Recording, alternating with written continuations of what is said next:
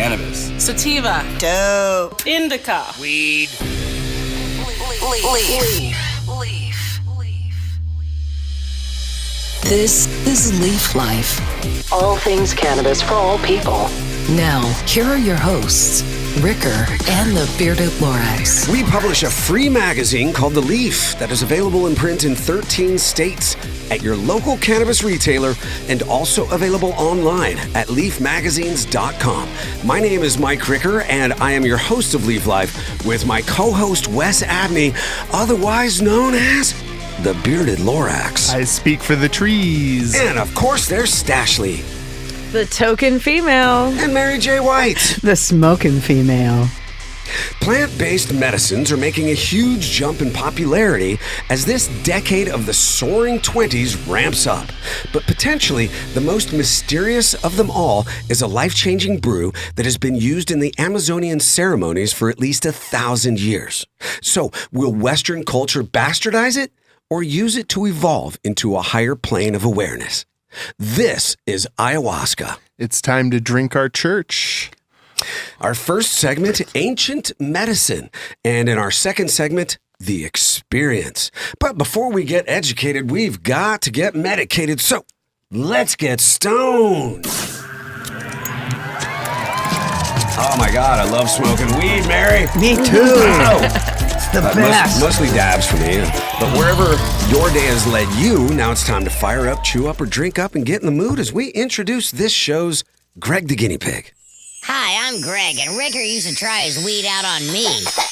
But now it's someone else's turn to be the guinea pig. Yeah, this time it is the CEO of APERONE Corporation. Is that right, JHAVID? APERONE Corporation. APERONE Corporation, a global cannabis trading ecosystem, and over 7 years as a student of Mother Ayahuasca, JHAVID Mohseni. Welcome to the Leaf Life Podcast. Did I pronounce that right? Yeah, perfect. Thanks for having me. Brother. Good to see you, man. I'm looking forward to it. You know, we used to do business about 3 or 4 years ago when I was running Wham Oil, a CO2 concentrate company here in the state of Washington. He had a Tamerlan, a trading company business, and we did a little bit of brokering here and there. And now JHAVID's got the beard. He's done a bunch of ayahuasca, and he looks like Moses just saw the burning bush, man. Well, he seems to float a couple inches above the ground. Have you noticed? You know He's why? kind of on a different... You know why that is? Why is that? Me neither. And we're about to learn why. Okay. So let's go ahead and spin Stash's wheel to find out what JHAVID's going to be hitting next. It's we spin Stash's stash. And now, what's in Stash's stash? Will it land on the nug jug, the dab saucer, the vape cart, the edible, the infused drink, the inhaler, or the suppository? No. That looks like a suppository stash. It's not though. I took the vape cart. It's a off. vape cartridge. It's a vape cart. I picked a vape Could cart. a vape cart It's be already used on as the a battery. suppository? No, please You wouldn't get high from it, but you Please could don't. store it if you needed to. What if you fluffed, you put it in there and then fluffed, and somebody caught wind and got high?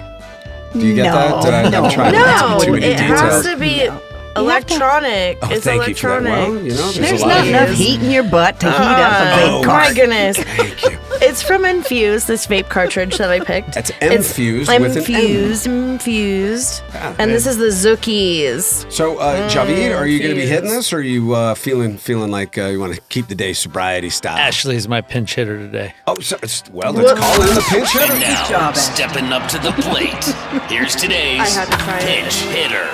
Okay, there's our pinch hitter. Ashley Herkett. There it goes. And she's hitting the MFused. What strain It's is it? delicious. Zookies. Zookies. It's animal cookies and Gorilla Glue 4. Right.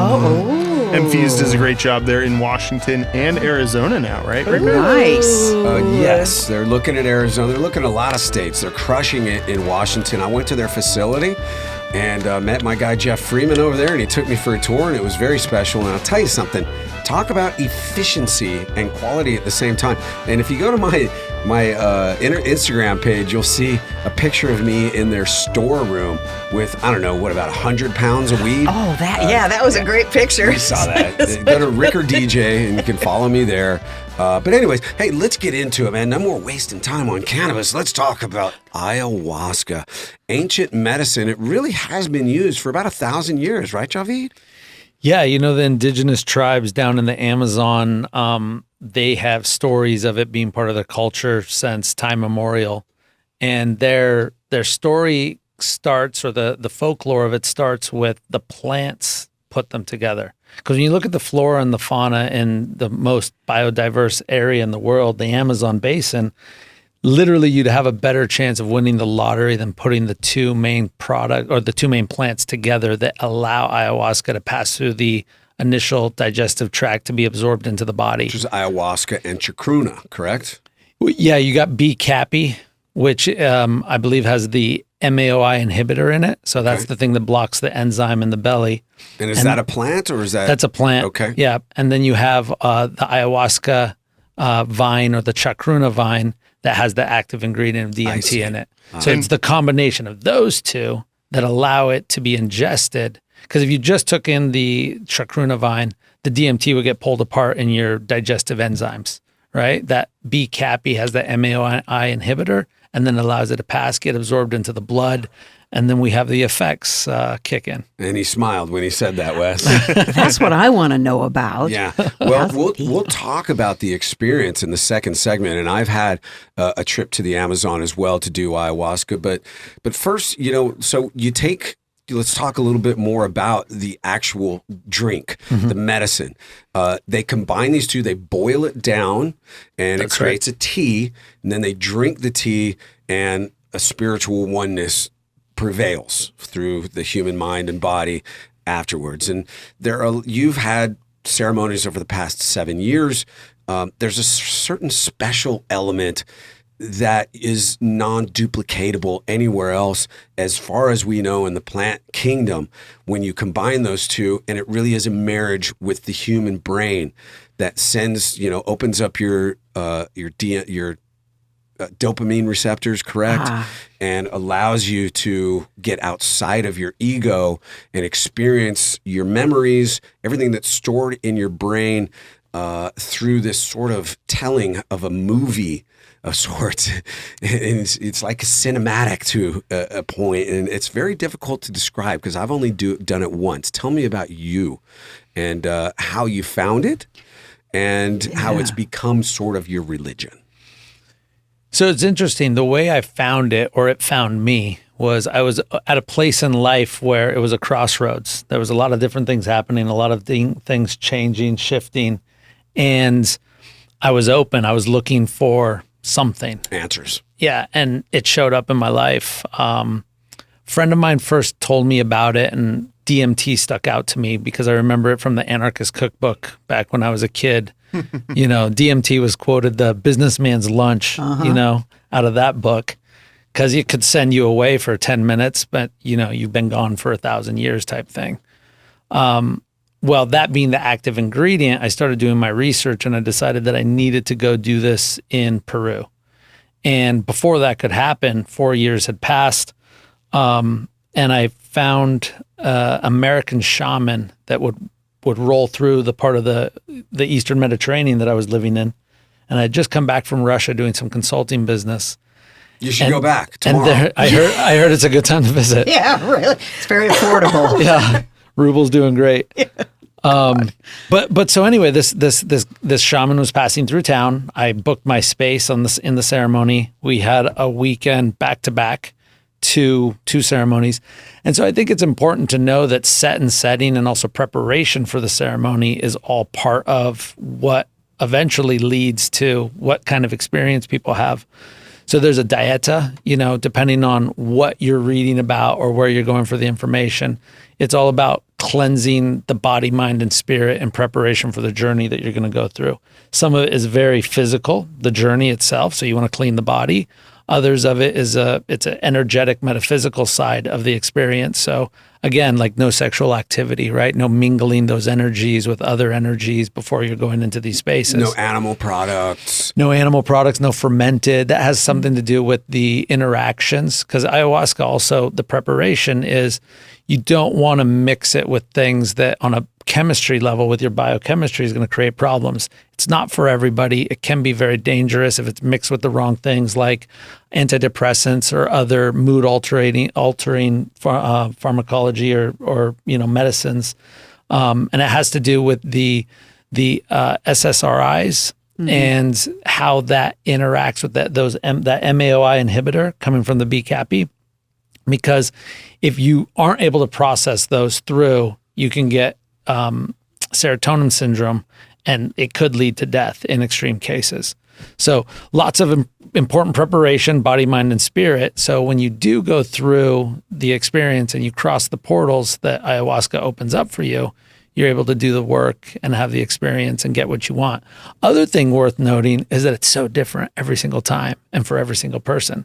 Like after all the ceremonies that I've sat in, not one of them has ever been the same. They've never been the same. They've always been different. And set and setting, like Michael Pollan talks about in the book, How to Change the Mind, right? It becomes so key. And that's also one of the things in terms of finding the right person to sit with, or the right shaman, or the right whoever's facilitating for you. It's making sure that you feel good with that person. That person feels good, physically, mentally, whatever. Ask all the questions. They should be there to hold the space and create a safe space for you to have your experience. Kind of like, I think MAPS has the Zendo project, right? Where, they set up that space in what's it called? The Burning Man. And different festivals. And different like festivals. A safe space Yeah, if safe you're freaking space. out. Yeah. Well, and to clarify, DMT and the different forms it comes from might be thought of as an illegal drug, and like all illegal drugs, the indication is to go try them, because why is the government telling us we can't have them? But this is not a recreational drug.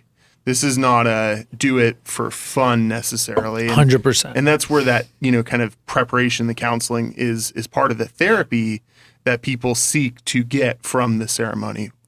Yeah, it's 100%. I mean, some people I've shared space with that come into it with an intention where they want to just have an experience.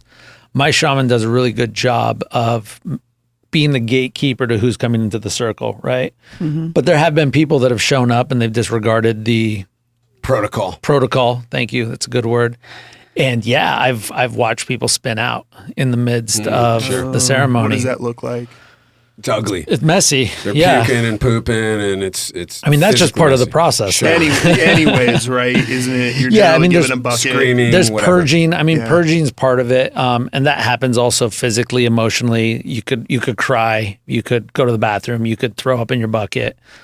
People that haven't properly prepared, they're just unhinged. They're not grounded. And it's taken kind of lose it seriously in the jungle, in these communities, and so much so it's so respected and revered that I've heard that there are some tribes that give newborns a ceremony and beyond. So it is ancient medicine, and that was the biggest flux that I had in my mind when I did it. I was like, why do they call this medicine? I was just fucked up beyond 3 days of sideways, 4-day bender, but they call it medicine, and I'm supposed to learn something from it and heal from it somehow. And when I came back to Western civilization after that, that word resonated with me deeply, and we'll go into how it played out, because there is a really special story to it in our second segment. But first, Javid, it's time for you to play More Stone Than the Stones. Let's do it. More Few people have stone. done more hard drugs than the Rolling Stones What's the secret? and live to tell the tale. You take one of these, you smoke a little of that. This is More Stone Than the Stones. All right, Javid, we all know that Keith Richards is a big partier, but just how big of a partier is Keith Richards? True or false? Number one, on a U.S. tour in 1978, Keith went missing before a show in Atlanta. When the rest of the band checked his hotel room, his luggage was there with a completely made bed proving he'd never arrived. So that night after Van Halen played the opening set, the rest of the Stones had to get on stage and apologize to the crowd for canceling the show. Turns out Keith had drank a bottle of something, went into the wrong empty room, and blacked out for over 24 hours. When he woke up, he thought he'd only slept through the night. True or false? I'm going to go with true. That is incorrect. Sounded so Keith. Well, that was actually Ozzy Osbourne of Black Sabbath. Almost the same thing. Yeah. Exactly. All right, number two. Keith has done so many drugs that scientists have looked at his DNA to figure out how he could have survived taking so much cocaine. After, they said he had several 100,000 variants that have never been seen by scientists and that they were pretty sure it's what was keeping him alive. One of those variants is Neanderthal genes, making Keith one of the few people alive with Neanderthal in his blood. True or false? Oh my God. That's crazy. I just listened to this thing about Neanderthals. I mean, it's got to be true. That's incorrect. What? Oh, man. Man, I took bad notes. That was actually Ozzy Osbourne.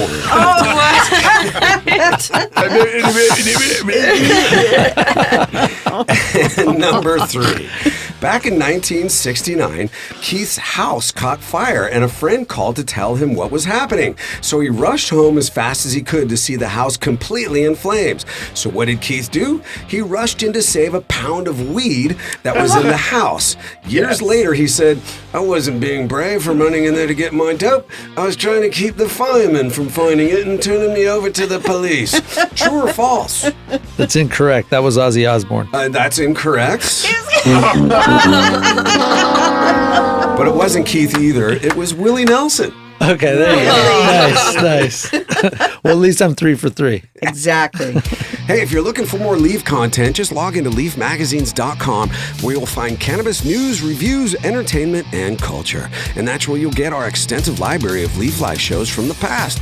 Coming up in part 2 today, we'll explore the actual experience of ayahuasca, and we'll get another spin of Stash's wheel and kick it all off with another episode of Who Does That? Leaf Life continues in just a moment. Your hosts for Leaf Life are Mike Ricker and Wes Abney. Leaf Life is produced by Mike Daly. Some of the music heard is provided by purple-planet.com. Every bit of cannabis you use is female, so please respect the ladies. Leaf Life is brought to you by Leaf Nation, featuring Alaska Leaf, Oregon Leaf, Northwest Leaf, Northeast Leaf, Maryland Leaf, Amsterdam Leaf, and California Leaf. On the shelf now in your local retailer. These products have intoxicating effects and may be habit-forming. Marijuana can impair concentration, coordination, and judgment. Do not operate a vehicle or machinery under the influence of this drug. There may be health risks associated with consumption of this product. For use by adults 21 and older. Keep out of the reach of children. Some of the wardrobe, including Ricker or Wes's sick lids, is provided by Grassroots California. Check out the dopeness at grassrootscalifornia.com.